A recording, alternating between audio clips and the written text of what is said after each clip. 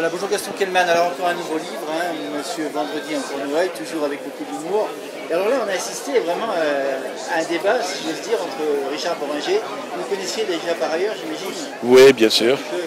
Il y a une invitation, c'est très sympa de votre part. Et c'est vrai que lui connaît l'Afrique, un certain... Voilà.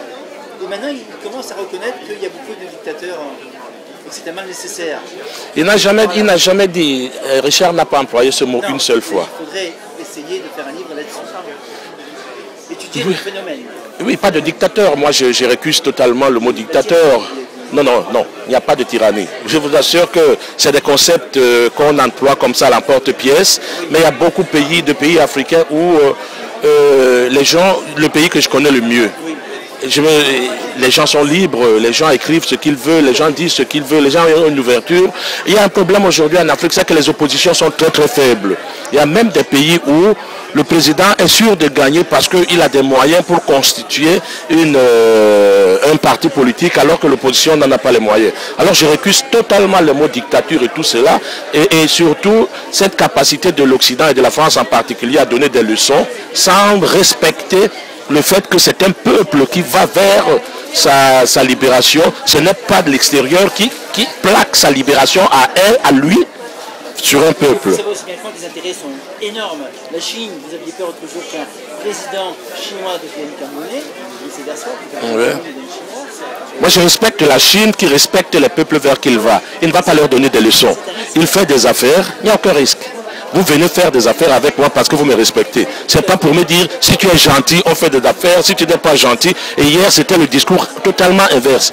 On disait pour la liberté économique, on disait pour la liberté énergétique de la France, on fomente des coups d'État, on fait tomber les présidents, on pourrit les économies.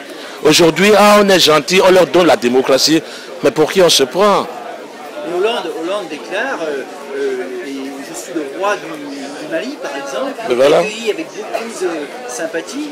C'est peut-être là où il fédère le plus d'ailleurs avec ses électeurs, si je veux dire. C'est assez étonnant, non? Non, mais quand par exemple justement un peuple vous accueille comme un ami, respectez-les. Moi, je respecte. Vous pensez qu'il ne respecte pas le Mali? Vous pensez qu'il ne respecte pas le Mali? Non, on ne respecte pas les pays africains. On a vu comment il s'est comporté au Zaïre, à la RDC. C'était inimaginable. On a vu comment il s'est comporté avec le président camerounais qui a été accueilli à l'aéroport en France par l'ambassadeur de France au Cameroun. C'était tout simplement impensable. Je ne sais pas si ces gens sont pires que Poutine, mais toujours est-il que pourquoi est-ce qu'on respecte Poutine plus que Biya? Voilà la question qu'on peut se poser. Pourquoi? Qu'on me réponde. Et quand 2 mois après, le Cameroun réussissait à libérer des otages qui étaient restés seulement 2 mois en détention, je pense que ça a été une belle leçon que tout le monde a donnée à notre chère France. Aussi bien. Si, on en a beaucoup parlé. On en a beaucoup parlé. Oui, oui, beaucoup, énormément. Fabius est descendu pour remercier les autorités. Là, quand ça se passe bien, on reconnaît. Hollande a remercié les autorités. Et bien, n'a même pas essayé de s'en servir. Le président camerounais ne s'en est même pas servi. Parce que la plus grande leçon a été donnée par les otages eux-mêmes. Nous aimons notre pays, nous retournons retrouver nos frères camerounais. C'est peut-être la première fois que des otages sont pressés de retourner sur la terre de leur capture. Et ça, je pense qu'il n'y a pas meilleure leçon de fraternité. Moi, voilà ce que je retiens. Après, maintenant que les uns se croient peut-être plus civilisés que les autres, qu'ils allaient leur donner des leçons. L'extrême gauche, l'extrême droite, ça vient de quoi tout ça? Mais moi, je n'ai vraiment pas de... Mais la crise, en fait, c'est la crise. C'est la crise de la pensée, c'est la crise économique. Peut-être qu'on a tendance aussi à faire une culture un peu uniforme. On voit dans le cinéma maintenant, j'ai discuté avec les réalisateurs tout à l'heure, qui sont là d'ailleurs, qui disent que maintenant c'est autre chose, quoi. On fait un film avec... Il n'y a pas vraiment de fond parfois. Mais à qui le reproche-t-on? C'est à eux de faire des films qui ont de fond. C'est pas un non-réalisateur qui va faire un film sans fond. Oui, mais ils sont financés parfois par l'État français pour rien, parfois pour des films qui ne font pas d'entrée, qui ne font pas de... Attendez que c'est eux-mêmes qui fassent leur aggiornamento. Ce n'est pas quelqu'un d'autre qui viendra assainir leur profession. S'ils font des films qui n'ont ni queue ni tête et qui sont payés pour cela, ben voilà. C'est dommage. Oui, ben évidemment, c'est... Mais oui, bien sûr. C'est un gaspillage énorme. Vous saviez peut-être. Mais c'est vrai que quand on voit des pays comme l'Afrique qui se battent au quotidien, nous ne nous battons pas encore. L'Afrique n'est pas un pays. Non, c'est un continent. Il y a 54 pays. Vous c'est vrai qu'il y a des ressources aussi. Les ressources tricolores, qu'est-ce qu'il y a encore Il y a tout, il y a le pétrole, il y a le diamant, il y a l'or. Donc là, on peut arriver à s'entendre et à faire. Et est-ce que les Camerounais puissent travailler vraiment et puissent diriger un peu leur pays? C'est ce qu'ils font. C'est ce qu'ils font. Ce que je peux reconnaître au président camerounais, c'est qu'en fait, il ne prête pas oreille à toutes les billevesées parisiennes, quoi. Et il s'en fout. Ça, vraiment, je lui reconnais ça. Il est là depuis 30 ans. Oui. Peut-être qu'il y en a 20 de trop, c'est pas grave. Mais il y a la paix, les gens bossent. Il n'y a peut-être pas le développement qu'on aurait attendu. Mais bon, voilà. Moi, je défie la France, par exemple, de laisser le franc CFA. Ce serait très civilisé de ne pas s'occuper de la monnaie des autres. Tout à fait. Même si les autres veulent, vous leur dites, écoutez, s'il vous plaît, la monnaie, c'est un élément de souveraineté. Prenez votre monnaie. Qu'est-ce que la France gagne à avoir des monnaies, à couvrir les monnaies africaines? Non?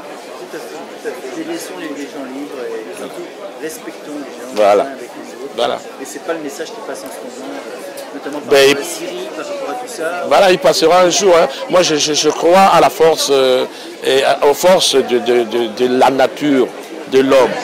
Rien ne se fait hors du temps. Ça prendra le temps et on comprendra un jour que d'aller se mêler de la Syrie, ça ne rapporte rien. La preuve aujourd'hui, les rodomontades d'il y a un an, il doit partir, on n'y est plus. On n'est plus dans ces rodomontades. Kadhafi est mort. Je ne sais pas si on est fier de la Libye aujourd'hui. Je ne sais vraiment pas. Et comme disait Richard tout à l'heure, on n'a jamais compris que la Libye, ce n'était pas un pays pour le moment. Et là, c'était 3 pays. Et qu'on peut en satisfaire un, on n'en satisfera pas les 3 en même temps.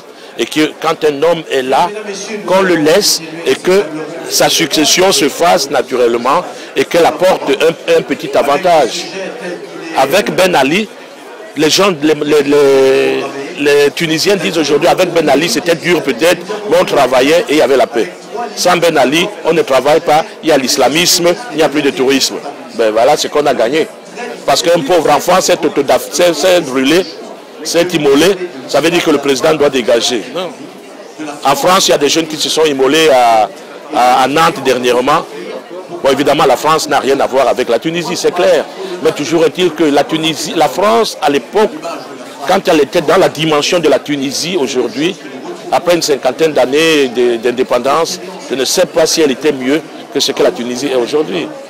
Aujourd'hui, les peuples vont plus rapidement parce que les jeunes voient l'univers tout entier. Et ils ont besoin de liberté et de développement. Mais on ne peut pas forcer. On ne peut pas forcer. Il n'y a pas de marche forcée pour ces dispositifs.